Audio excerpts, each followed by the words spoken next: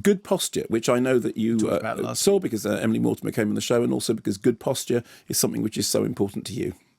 Yeah, that's true. That's why my back hurts most of the time. So, thank you. So, written and directed by Dolly Wells, who many people will know from Can You Ever Forgive Me, the big Oscar contender last year, in which she's the woman in the bookshop who is sort of the heart and soul of the piece in terms of the relationship that she develops with the central character. And starring, or more accurately co-starring, Emily Mortimer. First feature, it was shot in 14 days, or 12 days or 14 days, depending on which version of the story, but shot very, very quickly, so pretty much on the fly.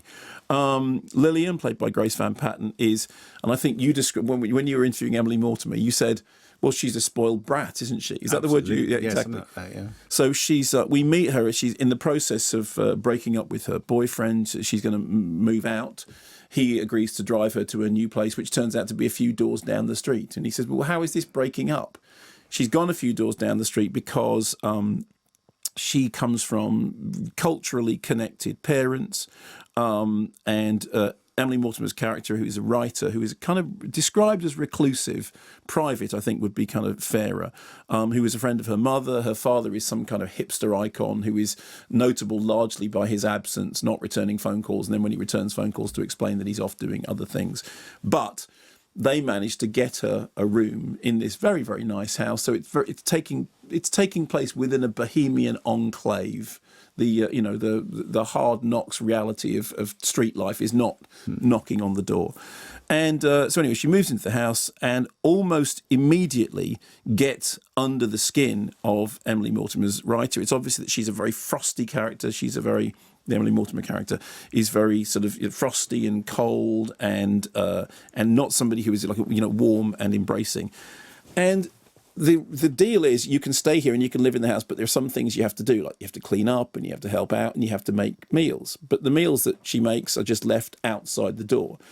And they start having a conversation, but they don't have a conversation despite the fact they're in the same house, by meeting and talking, but by stumbling across and reading each other's diaries and then writing entries to each other. So it becomes, what's the word? Is it epistolary? Epistolary works, I think. Yeah, like 84 Charing Cross Road, which is, I know, a big favourite of yours. Like it very much. I know it's a bit action-packed for some viewers. It's absolutely non-stop, reading a letter, writing a letter, posting a letter, receiving a book.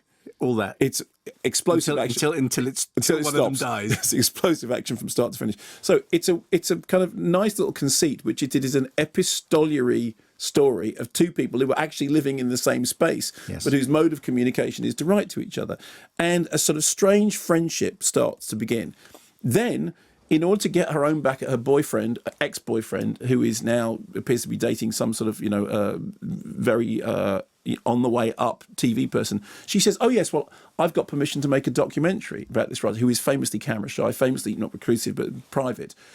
And without asking whether she's allowed to do it, starts making a documentary about the person in whose house she's living, and starts getting the likes of Zadie Smith and Martin Amis to be interviewed about her work, all on the presumption that she has the agreement of the writer, which she doesn't, and the writer isn't thrilled when she finds out that that's what's going on. This has been such a fun project, Julia. We have just kind of jumped right in. Yeah, and you should be so proud. I mean, these writers have just been so forthcoming. They've been so happy to talk about you. Are you familiar with my work? No, but Lillian and I decided very early on, very deliberately, to kind of come at it blindly. Not blind, I just think without an angle, without any sort of approach, so that it could kind of take its own form. We could kind of go on this kind of organic journey together. Yes, I see. And I guess you could say we've kind of scooped you up and taken you on this crazy little ride. Kidnapping of sorts. Oh no, Julia, shut up, no. You writers are so dramatic. So that's John Earlier's Sol, who changes his name throughout the film. He keeps trying on different names, like he tried on different hats, who is the person who she brings in to be the cinematographer. But clearly his main role is to be the... annoying. That's his main role. Okay. Which he has quite a lot of competition. Do you want to review this? No. Okay, so... Okay, firstly, let's say I think you and I feel differently about this. So let's begin.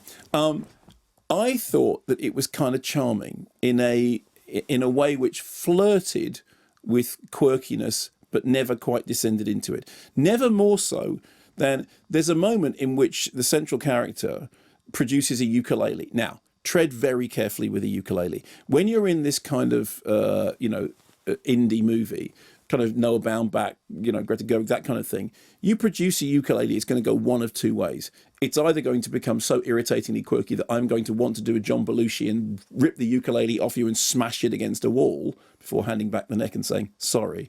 Or it's going to earn the right to have the ukulele. And I felt that actually this did earn the right. From the scene towards the end, as the film actually sort of develops a kind of, an emotional heart, I thought it did earn that right.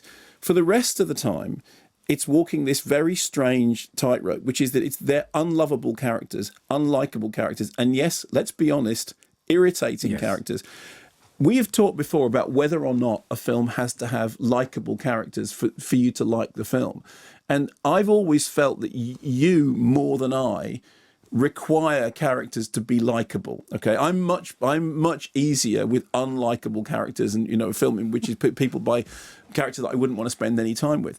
In fact, I think that in the case of this, what Van Patten manages to do is to take a character that you do still find. She's described as an oaf at one point. She's described as a brat. She's privileged. All the rest of it, and all those things may be true, but I also ended up enjoying watching the way in which this funny little quirky, oddball, indie bubble story played out. One of the great joys of it is because Emily Mortimer is so in person, you found it from that interview, is just so warm and lovely. I agree with that.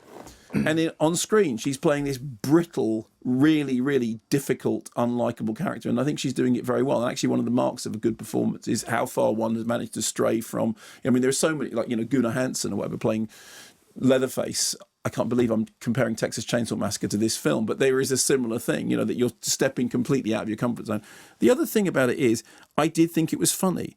I did find John Early not just annoying. I did find him funny. I found that constant overbearing, you just want to swat it away stuff. I laughed, and I thought that what Grace Van Patten managed to do is to bring you into the drama without ever thinking, she's a great, fabulous person, but you did see some kind of growth. The one thing I think that it would fall in with you on is that it's very difficult when you have celebrity cameos in a film. That's where I think of the E word. The E word? Entourage. Oh. Let's see, how many famous friends have we got? I know. Let's see. Can we put them in? Yeah, we can do that. This is interesting because you've got a real downer on this. No, hang on. No, it's not a real downer. I just found it annoying, and I found most of the characters annoying. But didn't you think? Okay, and correct me if I'm wrong. Didn't you think that what those celebrity cameos did in terms of describing a writer who doesn't exist was actually surprisingly convincing? And Your Honour, I hold up as Exhibit 1, Gordon Ramsay in Hell's Kitchen or whatever it was called. All that. That's true. That when they were talking about Emily Mortimer's character's writing, I actually thought, what have they done? Have they asked them to think about an actual book and just replace the names? Like, for example, in The Ruttles, when they're interviewing Mick Jagger, and they've just said, talk about the meeting with the Beatles, but say Ruttles instead. I thought that was... So when it started being celebrity cameos, I did think, here we go. It's like ukulele. There's two red flags for me. Ukulele, 1. Celebrity cameos, 2. And actually, I thought it got round both of them. Nippy little swift round the defenders. And using for an open goal, I was trying, but I've run out of steam. No, I thought it all felt just privileged all the way through. That the people in the film were privileged. It's like such a role reversal. And I just never got away with the fact that I would very happily never spend any time with any of them ever again. It wasn't offensive. So your problem was that you felt that they were that everything about their lifestyle was all of them were incredibly privileged and annoying. And now we've got some privileged and annoying. Let me ask you a question. What? Downton Abbey. I like that. I don't know why. And Your Honour, the defence rests.